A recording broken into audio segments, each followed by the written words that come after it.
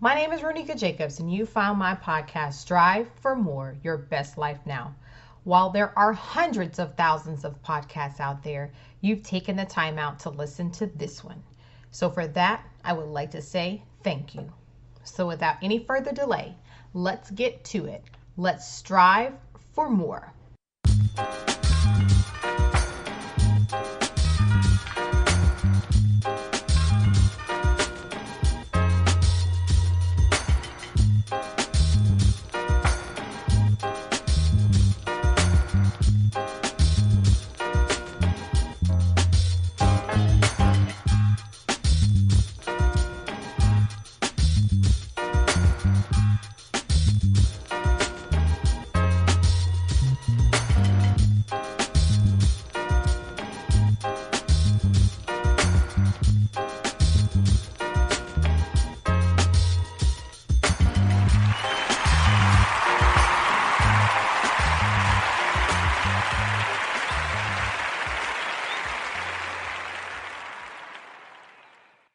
My next guest, Stephen Christopher, is helping people strive for more in the area of entrepreneurship. He is an entrepreneur who absolutely loves growing businesses, and he is a podcaster. And I always love giving the opportunity to have other fellow podcasters on my show because we all have different experiences in this podcasting business. The name of his podcast is The Exciting Unknown. And Stephen is also the founder of Wit Digital, a company that assists businesses with digital marketing so they can reach more customers or clients. In this episode, he will explain how to create the best digital marketing plan to efficiently and effectively grow your business. Hi, Stephen. Welcome. Thank you so much for being a guest on my show. How are you? Hey, Ronika. I'm doing fantastic. Thank you so much for having me on. This is going to be a blast. That's amazing. So I have to ask you first question, how's podcasting going? It's going well. So this is the second podcast that I've had. I had another one that I ran for about 1.5 years, and this one is great. My friend and I we wanted to learn more about like what people are doing and finding their calling and leaning into the unknown. And so what better way to do that than start a podcast and have great people on and ask them how they're doing it. The one thing I love about podcasting is that you never know who the person is on the other side, right, who's listening to your podcast. Because I'm sure you get, feedback from people that listen to, episodes and talk to you about how it helped them in your life. And I feel like that's what makes me keep coming back and recording more episodes, right? Yep, I couldn't agree more. It's always like, it's my favorite thing when I get a message from somebody that says, oh my gosh, like I learned this thing from that episode, or it was so cool to hear this person answer that question. Like it changed my life. I love that. It makes it all so worth it. Yes, definitely. So Stephen, I have to ask you, so what first attracted you to entrepreneurship? I mean, because entrepreneurship is not easy being an entrepreneur, right? It's easier to just wake up every day and go to a job and, just do what you're told. And, even if you're in leadership at your job, you're still working for someone else or an established company, right? So what attracted you to kind of go out there and do it yourself? Yeah, so I was attracted to entrepreneurship because I don't do super well with authority. And I don't do well when people try to tell me what to do, especially when I feel like I have enough information and knowledge to either to do it better or at least be able to like try to create some different ways to do things. And I had a job out of college for 1 year as a stockbroker with Merrill Lynch or kind of in that industry. And oh my gosh, every day when I would drive to work, I would get this headache and I would have these big headaches at work. And I was miserable. And so I kind of sold everything I had. And first I moved to the Caribbean because I was so miserable with my job. I was like, I got to get away from working for people for a while. Came back and started a company and have been an entrepreneur pretty much ever since. Wow, that's amazing. I love it when I hear people, take a risk, and they realize, you know what, this is not the reality that I want, and they realize, like, you know what, this is my life. I can do whatever I want with it. I got one life, so why am I going to waste my one life doing something that I can't stand, that I hate? So, you know, kudos to you. Well, thank you. It's not always easy, but it's worth it if you really love it. No, I couldn't agree with you more. I was doing research for your episode, and, you know, when I went to your website for WIT Digital, and I was looking at, you know, you have that Meet Your Team. And one thing that I noticed is that you had a lot of women in leadership roles within your company. So talk to me about, you know, you making that decision to do that, because that's very uncommon for a man. I mean, and I don't mean to, you know, sound this way, but it's very uncommon to find a gentleman who is comfortable enough to allow women in leadership for their company.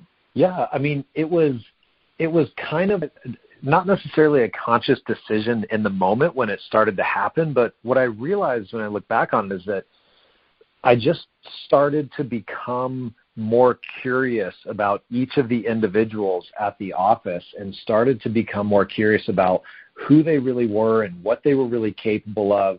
And I think that, you know, I obviously I can't speak from experience because I'm not a woman, but just from the things that I've read and kind of understand about our society today is that a lot of times, you know, women and minorities aren't necessarily always given the same chances, and sometimes they can be a little bit more tempered at first. So as I started to ask a lot more questions about skill set and drive and, you know, like specifically, I mean, our CEO is a woman. She was the second employee ever at the company. And when I really started to ask her about what do you truly want to do and what do you want to strive for and what are your dreams, she kept opening up more and more and saying, hey, I want to do what's next. Show me the next move. Teach me how to do this. And then a couple years ago, she said, you know, I want to be a CEO. And I said, great, let's continue to explore that.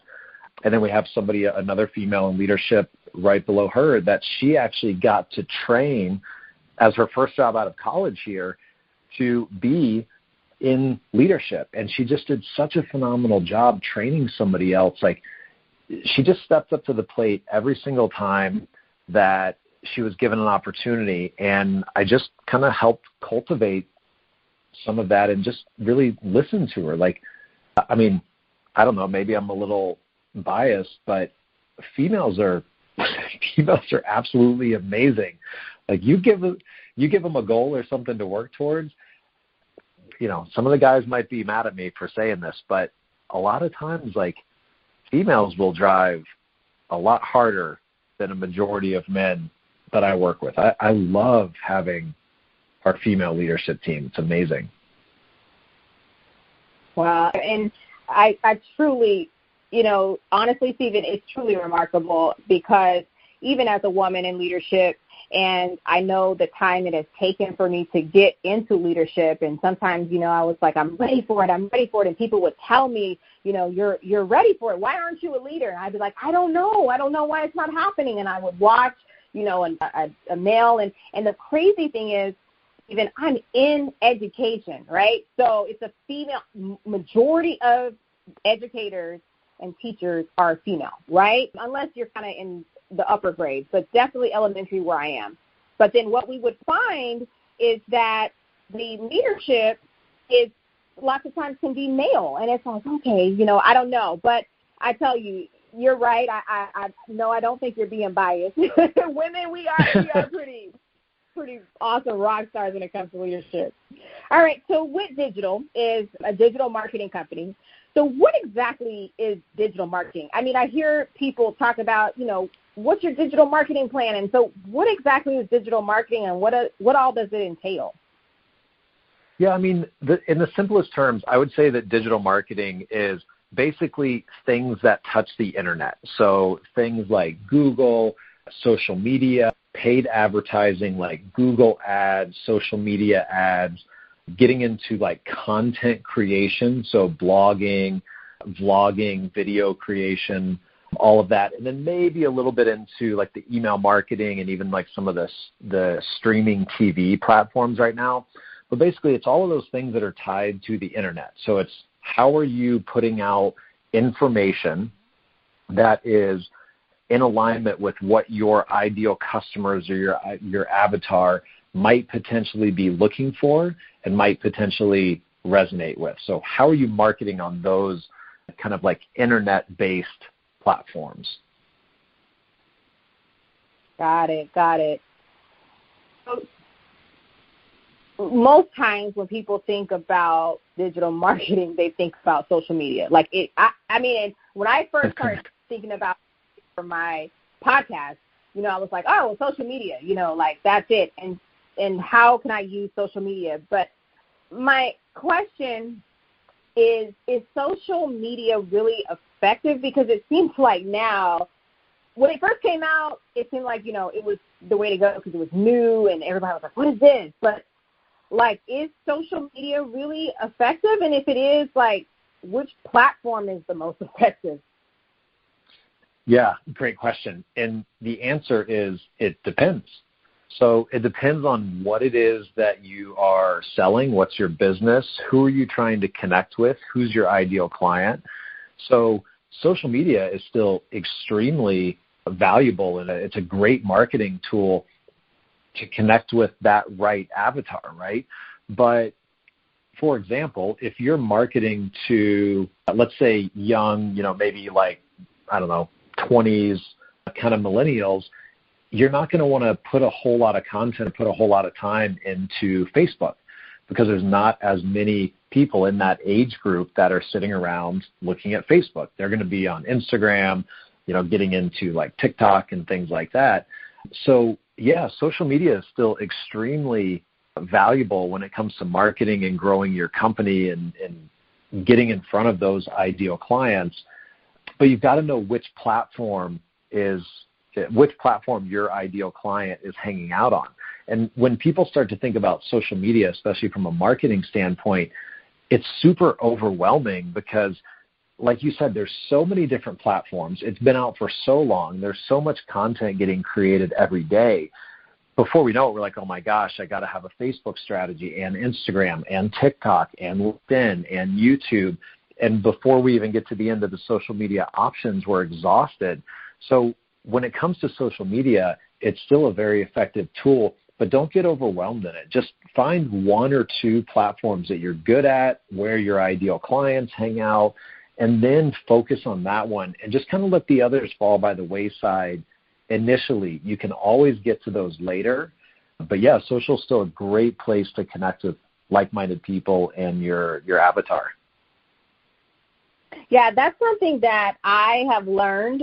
I had a Facebook page first, and I grew that following. The show now has a following of over 14,000 people. I don't know if they're all active, but they do like my posts and, here and there. But, and then I moved to LinkedIn, and so then I have a LinkedIn. Of course, most people connect with me through my personal LinkedIn profile and not necessarily the business. But then when people find out I have the Strive for More podcast, page, company page, then they'll like that as well. And so for me right now, I figured out, okay, well, those are the two places where where most of my listeners come from. But then people were like, well, what about Instagram? And I'm like, right. So I'm like, okay, well, let me add Instagram. And so Stephen, I agree with you when it's like it can get overwhelming. So now I'm trying to figure out okay, I got to post to Facebook and I got to post to Instagram. I got to post to LinkedIn. And then I'm like, oh, shoot, Twitter. Okay, so what I'm going to say on Twitter, and then Twitter limits my characters, right? So I'm like, shoot, I can't even say the same thing. So how exactly each of those platforms, because I don't know if people know this or not, but they really are for very different things. And I know you already said it's based on your clientele, right, and who you're trying to reach. But how exactly do you use Facebook? How exactly do you use Instagram? How do you use LinkedIn? Can you kind of share that with the listeners? What if they're trying to market? What do you use each of them for, or how do you use each of those platforms? Yeah, great question. So to make it easier, here's one way to think about it. If you're a content creator, like, for creating each episode, you create one kind of piece of content. And then when you think about each of the different platforms, think about the way that people engage with that platform and what they're looking for when they're on that platform. So you can still use kind of the same piece of content or the same topic, but you just spin it in a slightly different manner for each one of the platforms. So let's use LinkedIn. Let's start with that. Well, LinkedIn isn't exactly a place where you want to go on there and post a picture of puppies and try to get people feeling all warm and fuzzy and stuff like that. People on LinkedIn are generally doing something around business, something around work. They're looking for a job. They're looking for, information that can help them within their job or within their career. So you'd want to put a post that's relevant to that. So if you did a podcast episode, maybe you'd pull out a piece of that episode that is a little bit more specific to business. Like, for example, on this one, maybe how to grow your social media or how to grow a podcast or, how to engage better with your customers, something like that on LinkedIn. Then when you get over to Instagram, it would be more about just the actual picture. So maybe it's a really cool picture of the podcast or you and the guest or meme. Those do really well on Instagram. You have to think people are scrolling through Instagram really, really fast. They're just looking for a good meme, a quick quote, a really cool picture. They're not looking to sit there and read an entire novel. They're just looking for quick little bites of information. Then when you get over on Facebook, maybe it's a little bit more like feel good. Maybe we talk about, how we talked about women in the workplace and how that feels good. And that's kind of why people tend to go to Facebook a little bit more. They'll scroll a little bit longer. They'll read a little bit more. But you don't want to put a lot of in-depth stuff about here's the 15 tips to do exactly this to grow your business. That's going to be a little bit more LinkedIn. So when you think about posting content on using the different platforms, you want to just think about what's people's mindset when they're on that platform and what type of information are they looking for, and then put that post or that piece of content on that platform. But going back to the beginning, you can still use pretty much the same big overarching piece of content or topic. It's just how you actually write it and what you use for a picture or what you use for a video. So you just pay attention to how people are consuming content on each of those and what they're looking for, and put that little bit of spin on it, and that's going to help the content really get more engagement with users. Awesome. Now, I want to shift a little bit now to talk about websites, right? So, of course, people say if you don't have an internet presence for your business, you're really missing out on building, that image for your brand. So how do you ensure that your website is working at optimal performance for your business? Like, I know there's analytics to where you can, see how many people visit, but I think it's a little more in depth than that, right? Like, it's a little more than just, I had 500 people visit my website. So how do you know that your website is really working well for your business? Yeah, I mean, you mentioned analytics. That's something that everybody should definitely be looking at is, where are people coming from? How long are they staying on the site? And things like that are important in order to kind of make changes and figure out how to make the site perform better. But websites, we tend to overthink the website quite a bit. So I don't know about you, but when I've started my own websites or when I built the first website for Wit Digital, I wanted to tell everybody about everything that we did, and I wanted to put all these big descriptions, and I wanted to make it, I was proud of it. And a lot of times with websites, we have to remember why people are actually going there, and we've got to make it easier to find the information that they want. So with a website, what I tell a lot of our clients is, let's take a step back and actually see if we can get rid of about 50% of the information on the top pages of the website, 50% of the content on, like, for example, the home page. Because if we put too much information on the page, people get confused. And when people are confused, they aren't sure what to do next, where to take action, and they end up, not buying your product, not reaching out to you, not wanting to contact you. And then we get our feelings hurt, and we think that nobody wants to interact with us or buy our product or hire us or whatever it is. But really, it's just more of confusion. So take a step back and take a look at your website and try to take a look at it from a standpoint of somebody that doesn't know you, has never met you, has no clue what it is exactly that you do. Now go in and look at your website and say, okay, am I telling a story about what I offer, how they can connect with me, what problems I actually solve for them? So what problems do you solve for them? And then some way to give you information in a really easy way without actually having to do, say, for example, maybe a phone call. Like if you're selling coaching services, sometimes people are a little hesitant to want to talk to you right away. So do you have like a little free download where they can just dip their toe in the water and they only have to give you their email address. They don't actually have to talk to you yet. So we've got to make sure the site is simple, and don't just look at your site on a desktop. Look at it on a mobile phone and see how easy it is to consume the information on a mobile phone, because a lot of times we forget. We look at our website all the time, but new people, they don't have that same perspective that we do. They can get confused a lot easier. So take a step back and don't necessarily overdo it. What do you think? Does that kind of help answer that, or do you want me to go a little deeper on any parts of that? Oh, no. That was awesome. Because actually I was just going to say, thank you for bringing that up about make sure you check your website on the not just on the desktop, because when we do things to our website, we look at it, we manipulate it on a desktop. But then if you ever open up your website on your mobile phone or a tablet, it's amazing to find out that it doesn't look the same. I know that happened to me with my podcast. It looked one way on the desktop, and I had this image of how, the layout and the theme and everything. But then when I looked at it on my phone, which most people, right, are looking at your especially when you market through social media, and then the links are on their phone or their tablet. And then that's what they click on that, and then that's where they go to your website from their phone.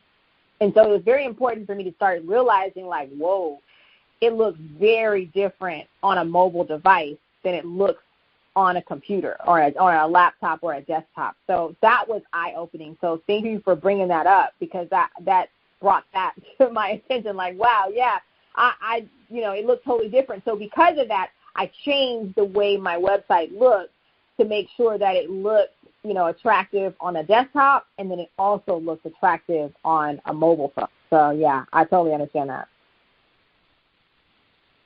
Awesome. All right. Yeah, we just forget. We just forget. I hear often SEO. SEO, you need to have great SEO, and I do, now know what that means. But there are some listeners out there who may not know what SEO is and why it's beneficial to your business and how important it is, and really vital to your business. So can you kind of explain what SEO is, and, why do you need it, and then how it's very beneficial to your business? Yeah. So SEO stands for search engine optimization. And basically what that is it's the art getting your website to show up like on the first page of Google when somebody searches for your product or service. That's essentially what it is. Google only really has one job, and that's its job is to show the most relevant result to the end user and filter out as much spam as possible. So search engine optimization, or SEO, our whole goal is getting your website to show up on that first page, or as high as possible on the first page, for the terms that somebody might be looking for that match with your business.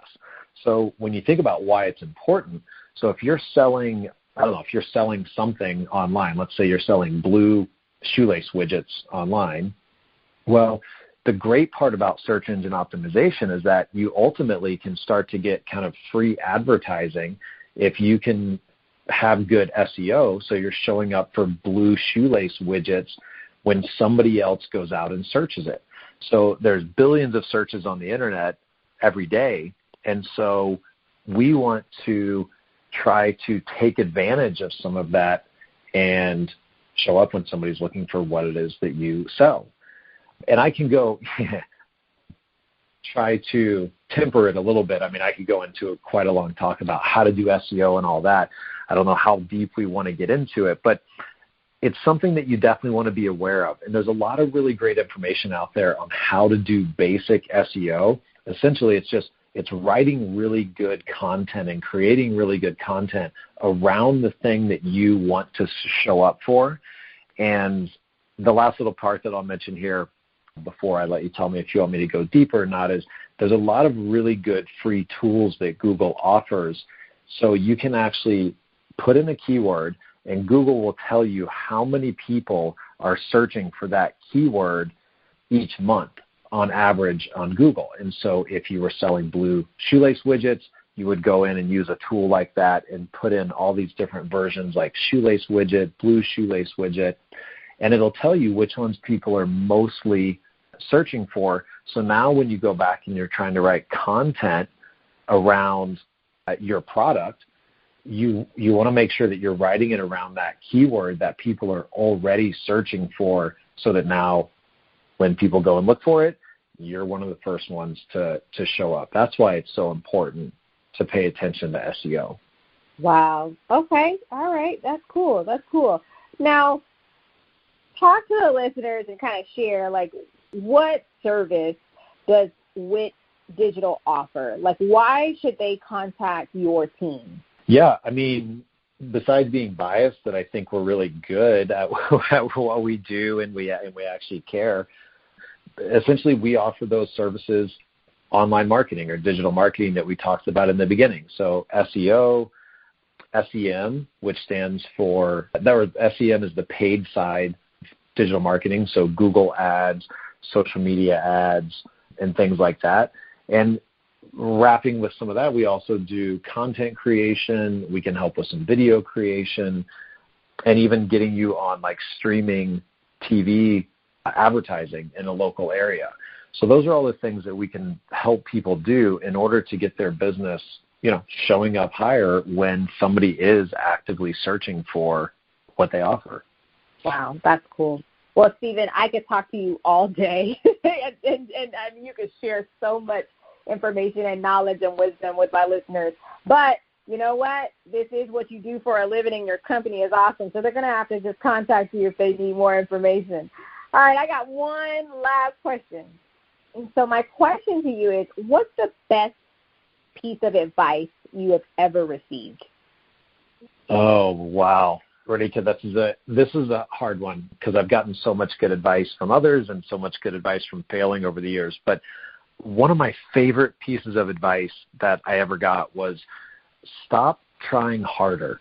And here's the context around it, that so often, especially when we start a business or when we're in the younger phases of it, we think that putting in, just exponentially more work, just all the time, all night, all morning, waking up earlier, staying up later, working on weekends, we think that that's going to be the way that will actually get us the result that we want. But it's actually not necessarily true. Now, we always want to work hard, but when we find ourselves working harder and harder and it starts to impact our life and our fun and our fulfillment and, our family and all the beautiful things that life has to offer, we need to take a step back and actually ask some different questions. One of my mentors gave me this huge list of questions to ask, but just around like, is this really the best way? Am I really the best person to do this? Or even simple things like, why am I doing what I'm doing right now? Because sometimes as entrepreneurs, we just get all caught up in like wanting to work harder. And then we realize, wait a minute, I didn't really actually need to do that thing. Like it wasn't that important for the business. So that always rings true in my mind. I always have this in the back of my mind from one of my mentors. It's stop trying harder. Take a step back and really evaluate, are we doing the best things right now that are going to get us to our goal and working on having a fulfilling and fun life? Wow. Man, Stephen, thank you so much for your time. I really appreciate you. Please take the time to let everyone know how they can either listen to your podcast or seek your services. Yeah, absolutely. So the podcast is, like you mentioned in the beginning, it's called The Exciting Unknown. We're on, every podcast platform. So whichever one you listen on, you can just search for The Exciting Unknown and Stephen Christopher. If you want to find out a little bit more about our digital marketing agency, the website address is www.witdelivers.com. You can also find us on social media under @witdelivers as our tag. We put out all kinds of cool content about digital marketing and stuff. So there's a lot of free information out there. And then if you just wanted to connect directly, I actually use Facebook the most out of anything. That's just the platform I gravitated towards. I put out a lot of videos there. I love talking to people on there. It's just Stephen Christopher. Ronika, we can give a link to where it is, but please, by all means, reach out to me. I love helping entrepreneurs. I love answering questions about digital marketing. I'm always happy to. Don't hesitate if you have a question that you think I might be able to help with. Man, this is awesome. Any last words of encouragement for the listeners as they strive for more? Yeah, you have it all within you right now.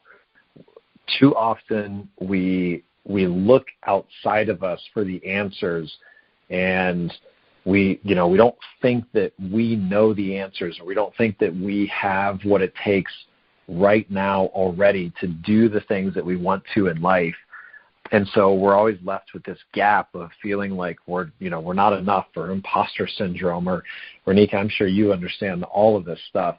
But just remember, we're amazing beings. We have so much potential within us already, and we have so much more knowledge than we give ourselves credit for. So just remember, you're already amazing. Allow yourself to be inspired by yourself. Wow, what a word. Well, Stephen, thank you again. I wish you and your family nothing but blessings and abundance in your future. Please take care. Are you interested in growing your business? Then send me an email at striveformore@email.com. You can advertise and spotlight your business on one of my episodes. You can sponsor one episode or a targeted episode, or you can sponsor multiple episodes. I would be delighted to help you grow your business and expose your product or service to a brand new audience. Continue to strive for more and live your best life now. See you in the next episode.